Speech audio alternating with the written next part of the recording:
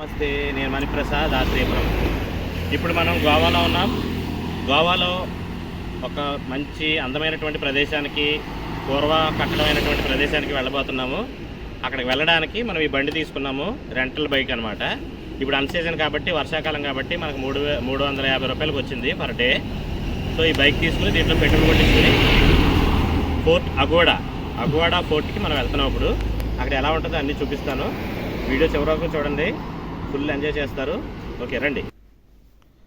గోవాలో ఉన్నటువంటి అత్యంత ప్రాముఖ్యమైనటువంటి ప్రదేశాల్లో ఈ అగవాడా ఫోర్ట్ ఒకటి.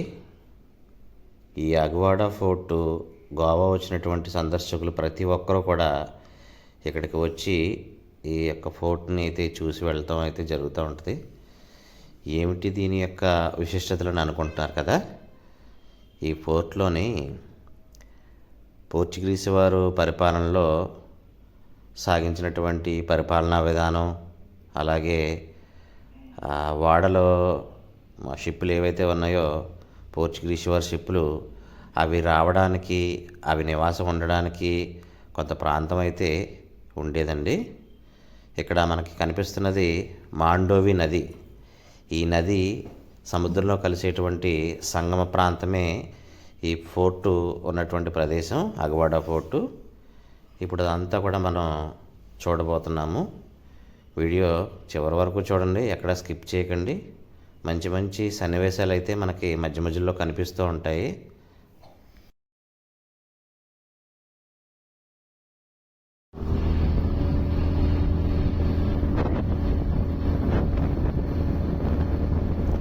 ఈ కోట అంతా కూడా బాగా ఎత్తైన ప్రదేశంలో ఉండడం వల్ల మనం ఇప్పుడు పైకి ఎక్కుతున్నామండి. బాగా ఎత్తుగా ఉంది.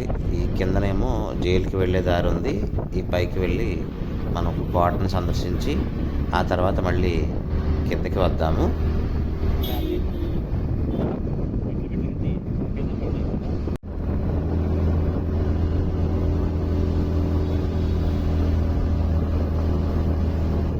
ఈ కొండపైన మనకి ఇక్కడ కనిపిస్తుంది చూసారా, ఇది ఒక చర్చ్ అనమాట అండి. చూడండి, ఇదంతా కూడా మన చర్చి వాతావరణం. అదే ఇటువైపున ఉన్నదంతా కూడా ఒక పార్క్ అనమాట అండి. ఇది కొంచెం శిథిలమైపోయినటువంటి పరిస్థితిలో ఉంది.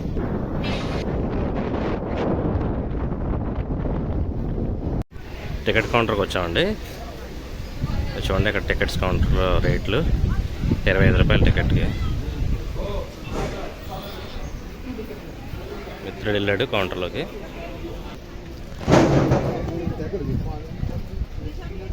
జనాలతో మొత్తం చాలా కలకల్లాడుతూ ఉంది.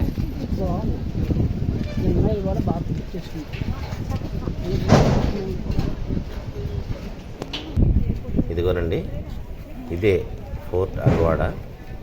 ఇది కనిపిస్తున్నదే అగవాడా ఫోర్ట్ అనమాట. ఇది 17వ శతాబ్దం నాటి కోట.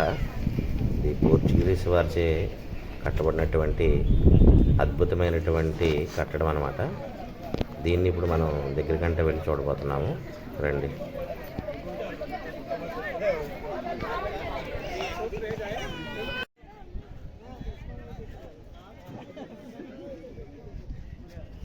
మీరు చూసుకోవచ్చండి, ఈ కోట చుట్టూ కూడా ఎంత పకడ్బందీ కట్టడాలు ఏర్పాటు చేయడం జరిగిందో. ఇదంతా కోట పైభాగం. ఇక్కడ నుంచి మనకు మొత్తం అంతా కూడా కనిపిస్తుంది, కోట అంతా కూడా. ఇది లైట్ హౌస్ అనమాట అండి. ఇది కూడా 1600 సంవత్సరాల నుంచి 1800 సంవత్సరాల వరకు కూడా ఇది అంతా కూడా మనుగడలో ఉన్నది. ఈ ప్రదేశం, ప్రాంతం అంతా కూడా ఇక్కడ చూడండి. మనకి ఈ శిలాఫలకాల మీద దానికి సంబంధించినటువంటి విశేషాలన్నీ కూడా రాయబడి ఉన్నాయి. అవి కూడా మనం చూసుకోవచ్చు.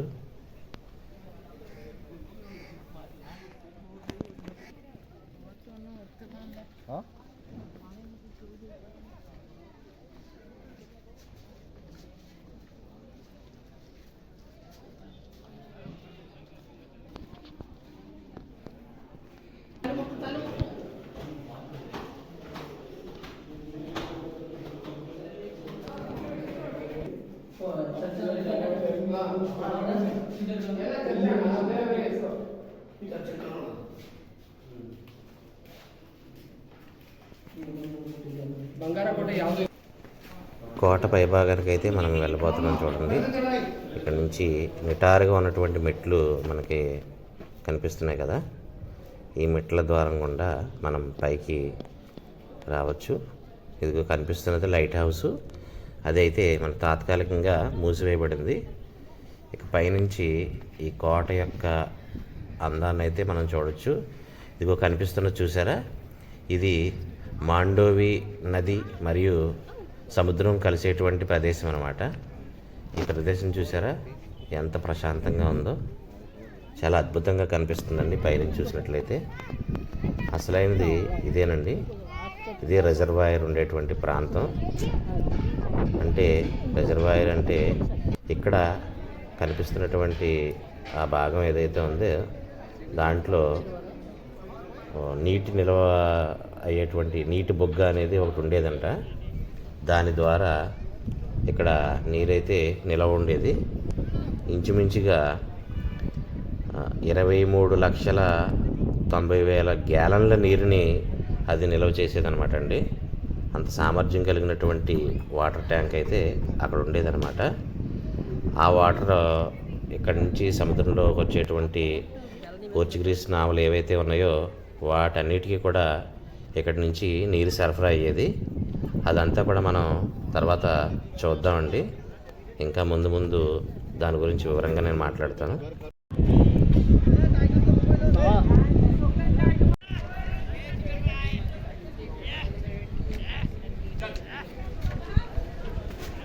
కోట చూసారా, రక్షణ వ్యవస్థ ఎంత బలంగా స్ట్రాంగ్గా నిర్మించుకున్నారో వీళ్ళు.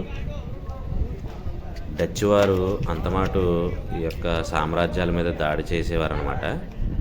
వాళ్ళని ఎదుర్కోవడానికి వీళ్ళు చాలా కట్టుదిట్టమైనటువంటి భద్రతల మధ్యలో ఈ కోటను అయితే నిర్మించడం జరిగింది.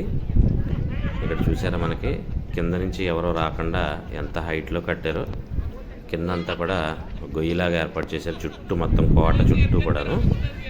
ఆ గొయ్యి అనేది మాత్రం మనకు కనిపిస్తూ ఉంటుంది. ఇక్కడ నుంచి మనకి ఈ బీచ్ వ్యూ అనేది, సముద్రం యొక్క వ్యూ అనేది కూడా మనకు క్లియర్ కనపడుతుంది. ఇవన్నీ ఒక 4 బురుజులు అనమాట. చుట్టూ కోట చుట్టూరు 4 భాగాల కింద ఏర్పాటు చేయడం అయితే జరిగింది. ఇకపోతే ఈ కిందన ఆ కోట భాగం ఏదైతే ఉందో లోపల సైడ్ అంతా కూడా సీక్రెట్ దారి అయితే ఉంది చుట్టూ కూడా. ఇక్కడ మనకు లైట్ వేసి చాలా క్లియర్గా కనబడుతుంది కదా. ఇదేనండి వాటర్ రిజర్వాయర్.